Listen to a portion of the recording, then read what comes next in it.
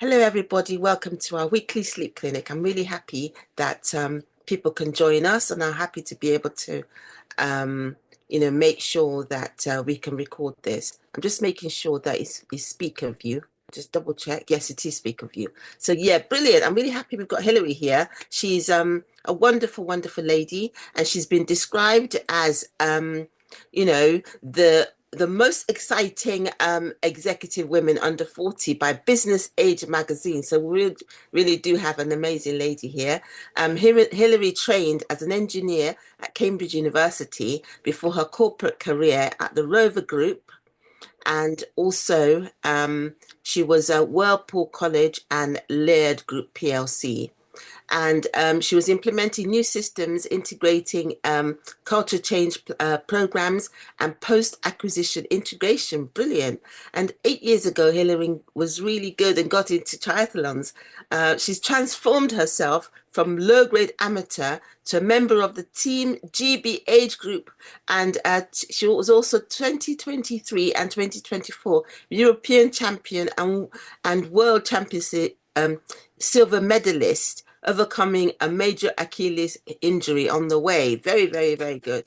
And Hilary is also an amazing TEDx speaker, which she's won awards, and she's been able to handle massive work pressures impacting her sleep. And also, because she's been able to do that, she's able to share key lessons from her journey in business and sport and how they relate to sleep. Please welcome Hilary, my learnings about sleep. Thank you. Thanks ever so much, Yewande. So I've got a few slides here I'll share. And as Yewande said, in my background, I've got a mixture of business and the sport side. And I would say picking out the elements that have had the most impact, where I've really had to learn about sleep, has been in my early career. I was in Rover Group, or what became Rover Group, and in production management. Now, I don't know how many of you have had any experience of that environment, but the pressure was unbelievable. So that was quite a formative experience. I've also had senior roles in companies in the UK and abroad, and that's brought a series of pressures as well. And then in the triathlon, I guess it's managing physical recovery as well. So I've had those are the things which I'll bring out. I wanted to start though with what I learned pretty early on in my career in production management as things that were hindering sleep. Now, I want to share with you a chart I came across a couple of years ago. It was developed by Dr. Peter Nixon. He called it the human function curve. And it's really about overwhelm and stress. So what you'd like to think would be that as you increase the pressure, well, you need a certain amount of pressure, your performance will increase a certain amount, but it levels off as you get more pressure. And what you'd like to think is it will actually keep growing. The reality is you hit some point he called the fatigue point, beyond which you start to decline. And it was in my time in production management, as I mean, I wasn't aware of this at the time, but I started to get problems, disrupted sleep. Colleagues were having panic attacks, but I got a backache. Well, what turned into a backache, it actually hurt to breathe when I woke up one morning, which was a bit scary. It's the only time, fortunately, I've had to call out a GP. But I took that on as, that's my body telling me something. So that was a learning point in terms of how overwhelm can impact all sorts of aspects. And I guess I've had that in other roles when I've been under big stress. I got shingles a few years ago, and I've also had two problems with my Achilles.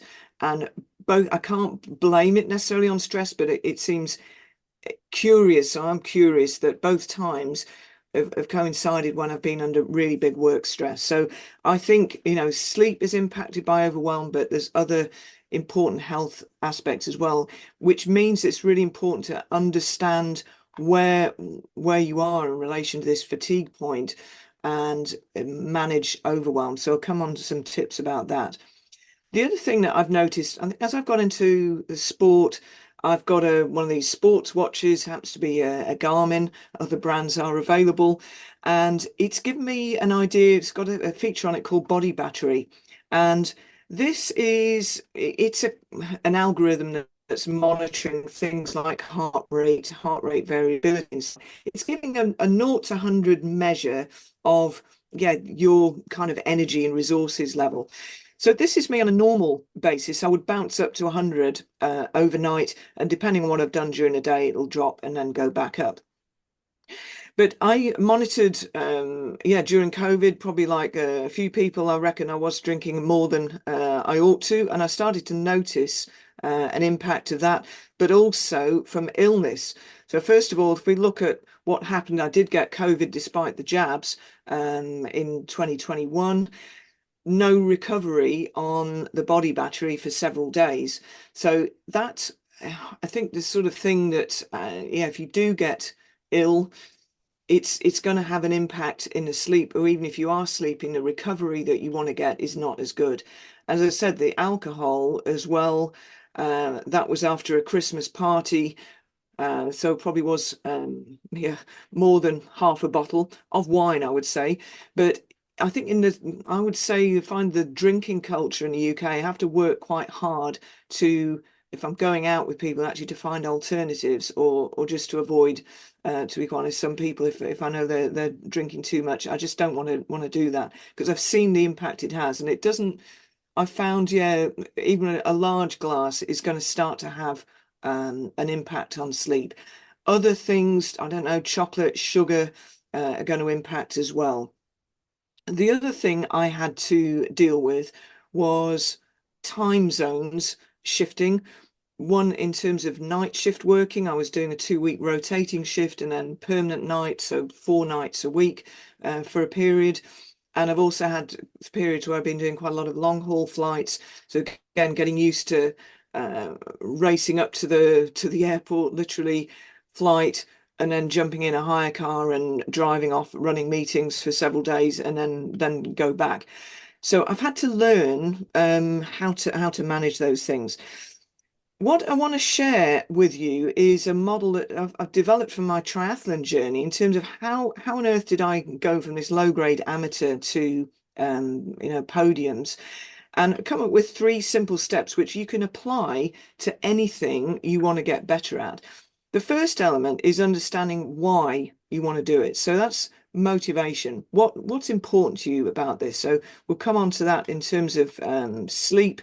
I think what I found, it's about physical recovery, and I'm saying doing 12, 14 hours of training per week. It's important that I get that physical recovery. Otherwise, my muscles and body won't sustain it. The other thing I found from a business point of view is good decision making. And for quite some time, I've recognized that making a key decision late at night, tired, is not going to lead to a great result. So I like to sleep on important things. And I've noticed that I quite often get really good ideas from the shower in the morning. So that, I think, for me, why is sleep important? And I've also more recently come across, through podcasts and other things to listen to, that during sleep, really good sleep, the brain actually shrinks, and it allows fluid to move around and wash away basically waste products produced by the brain in its normal operation. I'm sure I'm making horrendous simplifications in that, but that's what I've taken. I think, wow, that's really important. If you're not getting that sleep, you're not washing away the rubbish, as it were, and that's just doesn't sound good, that it's going to build up. So that's, why is what you're doing, and we're talking particularly about sleep, why is that important? Then you've actually got to take action, and we'll come on to some of the actions in terms of sleep, but then also you've got to measure, progress, what happened as a consequence of that, and hopefully then your motivation, you're encouraged to do even more. And also it feeds back in terms of what next. If you do something, it doesn't work, go try something else, or figure out why it's not working. So if we look at actions, I've mentioned about overwhelm. And again, for my time in production management, I came up with a quite a simple way to deal with that point when I felt like I was in the spin cycle of a washing machine, or and just couldn't, I was really struggling. And that was to do a very crude mind map. And depending on the scale of the problem, I might take a small piece of paper or a big flip chart. But basically, the idea is to just get all of the worries and questions and thoughts out of my head onto the paper. And you could just sit down with a cup of tea or coffee and go through that. And then it's about testing, would the world really stop if I didn't do that? Who's it for? When do they need it? To what standard? That allowed me to come up with clear priorities. And then it's boiling down into, okay, what could I do in 5 minutes a day that would make things better? And accepting, and I wasn't going to be 100%, but I would say of my experience and having coached other people and given mentoring to people, if you can achieve 80, 90% of this, so not beat yourself up if it doesn't happen, just accept, okay, that day's gone, get back to it. 5 minutes a day to make tomorrow better, and you will make amazing progress over, a sort of 90-day, 3-month type period. So let's leave that. So dealing with overwhelm was a key thing. Breathing and exercise have been the other main things that I've done. And when I was in production management, a leaflet came through the door and there was a course on Tai Chi, and a little voice in my head said, you need some of that. So I found that at the time was really, really helpful, because it was a combination of meditation, slowing the breathing, and physical work. But I found, yeah, going out for walks, as I've got into triathlon, I guess it allows me to do things in a shorter period of time. Having hobbies that really absorb your thinking, so there's no space for these other things buzzing around in your head. Nutrition is important as well. Now, I mentioned about, okay, alcohol, avoiding that. I found sugar, and yeah, going out to eat, I'm always a bit wary in a way. I like simple food that I've cooked myself. I know it's got fresh things in. There's no funny things in the sauces. Because sometimes if I'm been out and you're going to bed, you can just feel there's something not quite right there. Routine is important, get rid of the stresses. And actually, if we get to the progress measures then, so I mentioned motivation, action, and progress, having something like sports watch, or even just thinking yourself, 1 to 10 scale, how do I feel today? And yeah, that allows you to monitor what's going on so you can improve. I find as well and monitor the amount of sleep. So my sleep, I've just checked actually, the average over the last year, 7 hours, 42 minutes a night. I'm pretty consistent on that. Now I've consciously increased that. I was about 7.5 hours in the previous years. But those sort of things allow me to know that I'm on track or not.